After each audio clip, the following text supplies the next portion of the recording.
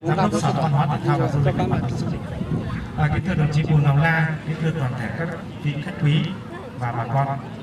Hôm nay thì đến dự lễ khai trương của đồng chí Ly A Dơ ở tỉnh Phú Lộc rất là phấn khởi.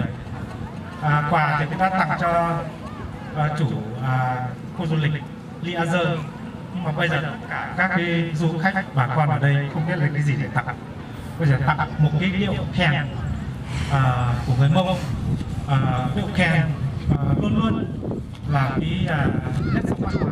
Chúng ta có thay một tổ hợp các bạn Và các thầy biểu thì thầy này cũng thầy chuông một từ của người Mông, cuộc vui của điệu khen và vào lúc buồn của các điệu khen.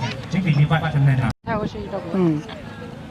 con chồng nó nói thế ban ngày thế như vậy lúc bây giờ có thể người ta có thay chủ tịch có phát biểu ấy con có bảo là tôi không tuổi chứ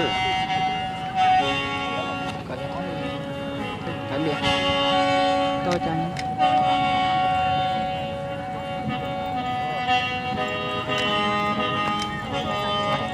cuma seru deh. Seru deh abang ah. lúc lên tất cả thay tổ 50 à? 50 cái sau lúc và 250 ra là rất luôn Mọi người ta dừa. Mọi người ta dừa. Mọi người lúc ta không. Tôi chỉ đi ra.